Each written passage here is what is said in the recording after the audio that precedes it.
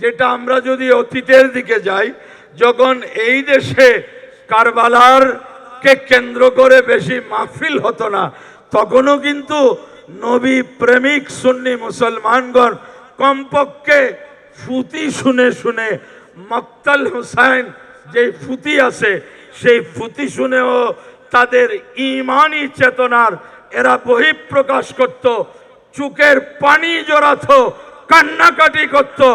অর্থাৎ বোঝা যায় সর্বকালে সুন্নি মুসলমানরা আওলাদে রসুলকে সময় মোতাবেক স্মরণ করেছেন। আল্লাহু আকবার। সম্মানিত উপস্থিতি, সেটি যুগের যত উন্নতি করছে, সবকিছুর যখন পরিবর্তন আসছে, মূল বিষয়টি আছে সেই শুহাদায়ে কারবালার স্মরণে মাহফিল আহলে সুন্নাত ওয়াল জামাত একমাত্র করে থাকে। কারণ শিয়ারা শুহাদায়ে কারবালার স্মরণে কোনো মাহফিল করে না, এরা তাজিয়া মিছিল করে, শরীয়ত সমর্থন করে না।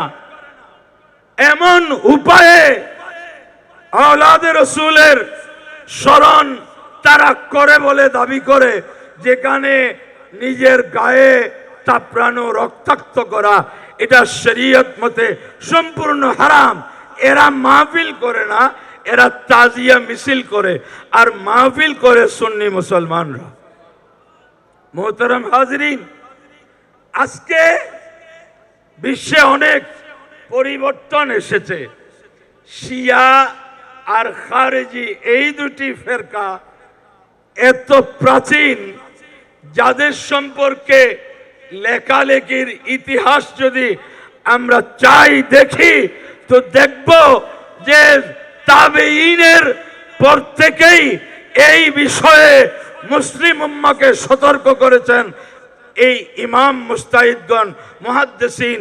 এমনকি হুজুর গৌসে আজম, গৌসুস সাগলাইন, কুতবুল কাউনাইন সৈয়দনা শেখ আব্দুল কাদের জিলানী কুদ্দাসা সিররুহুন নূরানী, উনি শিয়াদের সম্পর্কে যথেষ্ট লিখেছেন, যার কারণে শিয়ারা গৌসে পাককে আওলাদে রসুল পর্যন্ত মানে না। এরা গৌসে পাককে আওলাদে রসুল স্বীকার করে না, অথচ গৌসে আজম সৈয়দনা গৌসে পাক উনি মা এবং বাবা উভয়ের দিক থেকে আলে রসুল ছিলেন। আনাল হাসানি ওয়াল মখদা মকামি ওয়া আকদামি আলা উনুকির রিজালি। হাসানি বলেছেন যেহেতু পিতার দিক থেকে হাসানি, মায়ের দিকটা নসবের মধ্যে উল্লেখযোগ্য হয় না, সেজন্য গৌসে আজম নিজেকে হাসানি পরিচয় দিয়েছেন। সম্মানিত উপস্থিতি, শিয়ারা সেজন্য গৌসে পাককে সৈয়দ আলে রসুল সেটাও মানে না। এবং মৌলদে গৌসে আজম এখনো ইরানে, জিলান যেটা, এটা ইরানে তার কোনো উন্নয়ন হয় নাই। গৌসে আজমের জন্মস্থান, জন্মভিটা এগুলা খুব জীর্ণ শীর্ণ অবস্থায় রয়েছে। মোহতারাম হাজরিন, আহলে সুন্নাত ওয়াল জামাতের মাসলাক বুঝার জন্য সুন্নি ইমাম খতিবদের মুনাজাতটা একটু লক্ষ্য করলে হয়। আমরা যত লম্বা মুনাজাতই করি না, শেষে বলি ওয়াসাল্লাল্লাহু তাআলা আলা খাইরে খালকিহি ওয়া নূরে আরশিহি মুহাম্মাদিন ওয়া আলিহি ওয়া আসহাবিহি আজমাইন। এটাই হচ্ছে আহলে সুন্নাত, যারা আলে রসুলকে যেভাবে সম্মান এবং আগে রেখেছে। কারণ আলে রসুল আগে রাখার। ইমামে বুখারী সহি বুখারী শরীফে হুমায়দির রিওয়ায়াতকে সর্বপ্রথম এনেছেন হাদ্দাসানাল হুমায়দি বলে। তার কারণ হলো হযরতে হুমায়দি আবু বকর আব্দুল্লাহ ইবনে জুবাইর আল হুমায়দি কুরাইশ বংশের ছিলেন। ইমামে বুখারী তারিখে কবিরের মধ্যে হুরুফে হিজাইয়া যে আলিফ বা তা, এই সিরিয়ালে উনি কিতাব লিখেছেন, কিন্তু উনি বলেন এই সিরিয়ালে লেখলেও আমি একটি নামকে সবার আগে আলোচনা করব, সেটা হচ্ছে মুহাম্মদ। হাদিসের কিতাবে প্রায় 800-এর মতো বিভিন্ন স্তরে মুহাম্মদ নামের বর্ণনাকারী আছে। ইমামে বুখারী ওনার তারিখে কবিরের মধ্যে প্রথম মুহাম্মদ নামের ব্যক্তিদের আলোচনা করেছেন রসুলে পাকের নামে পাকের ইজ্জতের কারণে। সুবহানাল্লাহ। সেই জন্য সুন্নিরা ওয়ালা আলিহি আগে বলে, তারপর বলে ও আসহাবিহি। অতএব সাহাবায়ে কেরামের কোন একজনকেও খাটো করে দেখার কোনো সুযোগ নেই। কারণ সুন্নিয়তের মাপকাঠি যখন আমার পেয়ারা নবী বয়ান দিয়েছেন, যখন সাহাবায়ে কেরাম জানতে চাইলেন জান্নাতি একমাত্র জান্নাতি দল কোনটা, কালু মান হিয়া ইয়া রাসূলুল্লাহ, ইয়া রাসূলুল্লাহ ৭৩ দল হয়ে ৭২ জাহান্নামে যাবে, এক দল যেটা জান্নাতে যাবে, এরা কারা? তো রসুলে পাক কি জবাব দিয়েছেন খুব মনোযোগ সহকারে শুনেন। বলছেন মা আনা আলাইহি ও আসহাবি, আমি এবং আমার সাহাবা কেরাম যে আকীদা আদর্শের উপর আছি, এই আকীদা আদর্শের উপর যারা থাকবে তারাই জান্নাতি দল। প্রশ্ন হলো এখানে মা আনা আলাইহি আলি ওয়া আসহাবি এইরকম কোন রেওয়ায়ত আমার চোখে পড়ে নাই। কারো জানা থাকলে হয়তো জানিয়ে দিলে ভালো হবে। এখন প্রশ্ন হলো এখানে আলের কথা বললেন না কেন? তার কারণ হলো ওই সময় যারা আহলে বায়ত ছিলেন ওনারা সবাই সাহাবীও ছিলেন। খুব লক্ষ্য করবেন ওই সময় যারা আহলে বায়ত ছিলেন কে? মাওলা আলী হায়দারে কর্রার, ফাতেহ খাইবার, ইমামে ওয়ালায়াত আলী মুশকিল কুশা কররামাল্লাহু ওয়াজহুল করিম, খাতুনে জান্নাত ফাতিমাতুজ জহরা, হযরতে সৈয়দুনা ইমামে হাসান, হযরতে ইমামে আলী মকাম, ইমামে আরশ মকাম, সৈয়দুশ শুহাদা শহীদে কারবালা ইমামে হুসাইন রাদিয়াল্লাহু তাআলা আনহুম, এই চারজন আহলে বায়ত ওনারা আবার সাহাবাও। এই জন্য রসুলে পাক বলেছেন মা আনা আলাইহি ওয়া আসহাবি, আমি এবং আমার সাহাবা। সেই সাহাবার ভিতরে আহলে বাইত ছিলেন, কারণ সাহাবা এক সময় শেষ হয়ে গেছে, সাহাবা আর হবে না, কিন্তু আহলে বাইত কিয়ামত পর্যন্ত থাকবে। রসুলে পাক মেয়ার এবং মাপকাঠি দাঁড় করালেন সাহাবায়ে কেরামকে, যারা আমাদের ঈমান আকীদার মাপকাঠি, তাদের বিরুদ্ধে নানান ধরনের অসম্মানজনক উক্তি এটা কোন সুন্নি করতে পারে না, করে নাই, করছে না, করবেও না ইনশাআল্লাহ। আর আজকে নব্য শিয়াদের যে অপতৎপরতা, যারা আহলে বাইতের মোহাব্বত, সুন্নিদের মোহাব্বত আর শিয়াদের মোহাব্বতের মধ্যে পার্থক্য হলো সুন্নিরা আওলাদে রসুলকে মোহাব্বত করে ঈমানের অংশ হিসেবে, আর শিয়ারা মোহাব্বত করে তাদের হাতিয়ার হিসেবে। এই দুইটাই হচ্ছে পার্থক্য মোহতারাম হাজরিন। সেজন্য আমাদেরকে, আমি আমার হিজরি নববর্ষ উপলক্ষে অনলাইনে বক্তব্যে সুন্নি মুসলমানদের কাছে একটা আবেদন রেখেছি, আহলে বাইতের স্মরণে অবশ্যই সবাই সামর্থ্য অনুযায়ী মাহফিল করুন, কিন্তু সেই মাহফিলের আলোচনায় আজমতে সাহাবা, সাহাবায়ে কেরামের মহান মর্যাদাকেও আপনারা আলোচনার অংশ রাখুন, যাতে নব্য শিয়ারা বেশি খুশি হইতে না পারে। কারণ আহলে বাইতকে স্মরণ করবে সুন্নিরা, এই নব্য শিয়াদের অপতৎপরতায় অন্যরা খুব বেশি উদ্বিগ্ন নয়, কারণ আহলে বাইতকে স্মরণ করে সুন্নিরা। এই সুন্নিদের এই স্মরণকে কেউ হাতিয়ার বানিয়ে এখানে জঘন্য ভ্রান্ত শিয়া মতবাদ প্রবেশ করাবে, এই বিষয়ে সকলকে সতর্ক থাকার জন্য আমি আহ্বান জানাচ্ছি। কারণ আমরা দেখতেছি একেবারে ওপেন যেই অনুষ্ঠান সুন্নিয়তের ইতিহাসে সাহাবা তাবেঈন থেকে অদ্যাবধি শরীয়ত তরিকতের কেউ করে নাই, যেটা একমাত্র শিয়াদের অনুষ্ঠান। ঈদে গদিরে হোমো যখন করা হচ্ছে তখন তার বুঝতে বাকি নাই যে শিয়ারা কতটুকু অগ্রসর হয়েছে। আমি আশা করব সুন্নি মুসলমানরা নিজের ঈমান আকীদা রক্ষায় আহলে বাইতে রসুল এবং সাহাবায়ে কেরাম আলাইহিমুর রহমত ওয়ার রিদওয়ানের মুহাব্বতকে পুঁজি করে এগিয়ে যাবেন ইনশাআল্লাহ। সুন্নিয়ত ছিল, আছে, থাকবে।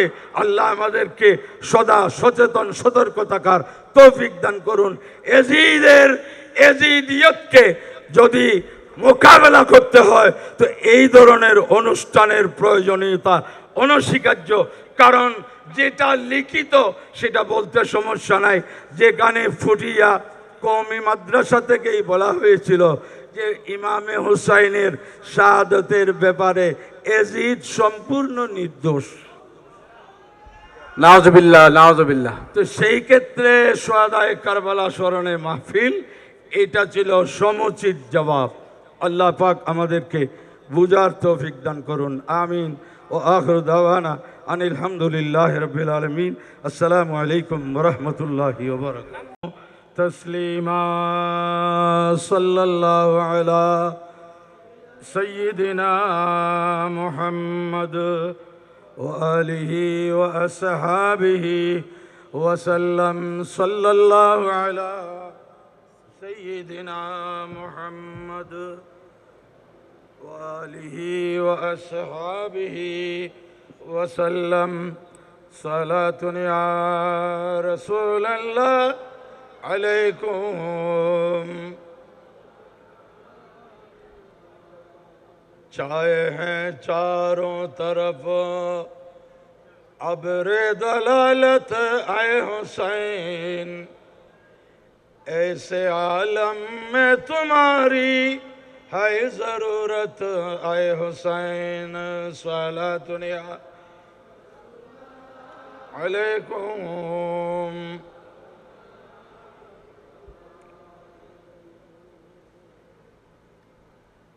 আন্তর্জাতিক শাহাদাতে কারবালা মাহফিল 2024-এর সম্মানিত সভাপতি মোহসেনে আহলে সুন্নাত ওয়াল জামাতের বিশ্বব্যাপী যার অনন্য অবদান, এই মাহফিলের মূল চালিকা শক্তি আলহাজ মোহতরম সুফি মিজানুর রহমান বারাকাল্লাহু তাআলা ফি হায়াতিহি ওয়া সাহতিহি, মঞ্চে তশরিফ ফরমা আজকের মাহফিলের সম্মানিত উদ্বোধক, অত্র মসজিদ জমিয়তুল ফলার সম্মানিত খতিব হযরতুল আল্লামা সৈয়দ আবু তালিব মোহাম্মদ আলাউদ্দিন দামাত বরকাতুহুল কুদসিয়া, আজকের আমন্ত্রিত উলামায়ে কেরাম, খুতাবায়ে ইজাম, বিরাদরান ইসলাম, আশিকানে মুস্তাফা, সবাই বলুন সাল্লাল্লাহু আলাইহি ওয়াসাল্লাম। আমি কোনো ভূমিকা ছাড়াই বক্তব্যের সূচনা করছি যে শুহাদায়ে কারবালা তথা আহলে বাইতে রসুল সাল্লাল্লাহু আলাইহি ওয়াসাল্লামের স্মরণে মাহফিলের প্রয়োজনীয়তা কি, কেন? তার কারণ হলো উম্মতে মুসলিমা, মুসলিম উম্মার মধ্যে অসংখ্য বাতিল সম্প্রদায় ছিল, আছে, থাকবে এবং প্রতিনিয়ত নতুন নতুন ভ্রান্ত দলের আবির্ভাব ঘটবে। হাদিসে পাকে যে ৭৩-৭২-এর যে সংখ্যা, এটা নির্দিষ্ট সংখ্যা বোঝানোর জন্য নয়, এটা অধিক সংখ্যা বোঝানোর জন্য।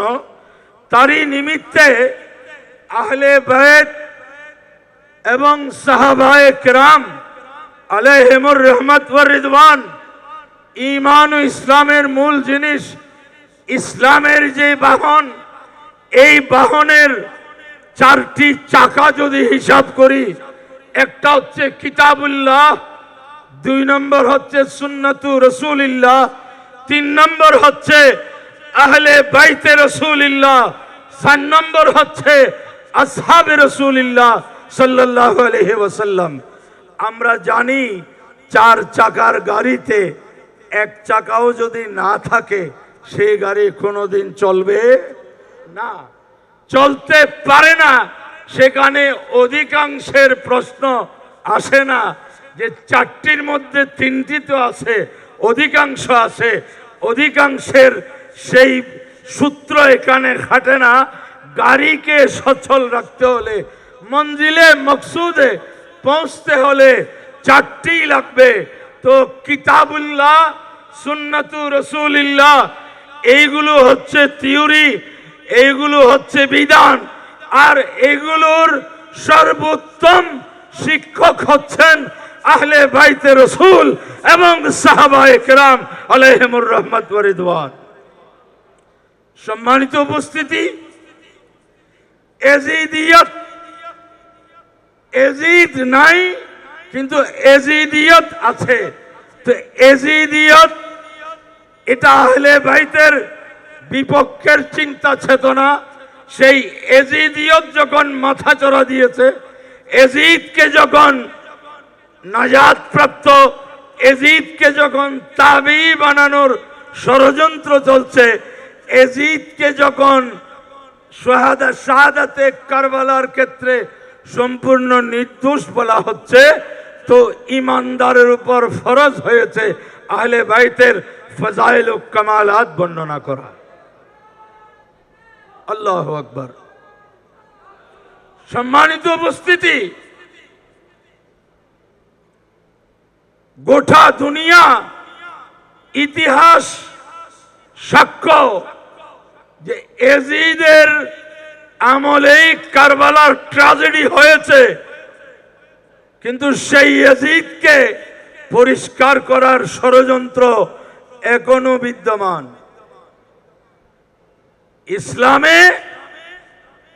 ইসলামের সেই স্বচ্ছ বাগানে সর্বপ্রথম 2টি পেশা সওয়ার হয়। এক পেশার নাম খারেজি, আরেক পেশার নাম শিয়া। এই 2 পেশাই সর্বপ্রথম ইসলামের বাগানকে ধ্বংস করার ষড়যন্ত্র করেছে। সেই ষড়যন্ত্র অদ্যাবধি অব্যাহত আছে। এই বিষয়টা মুসলিম উম্মার সামনে স্পষ্ট করার জন্য আহলে বাইতের স্মরণে, শুহাদায়ে কারবালার স্মরণে মাহফিল প্রয়োজন ছিল। সেই প্রয়োজনীয়তাকে সামনে রেখে খতিবে বাঙ্গাল হযরতে আল্লামা জালালউদ্দিন আল কাদেরী রহমতুল্লাহ আলাইহি এই উদ্যোগ গ্রহণ করেছিলেন। সুন্নিরা সব যুগেই আপন অবস্থা মোতাবেক औलाद रसूल के स्मरण करेছে।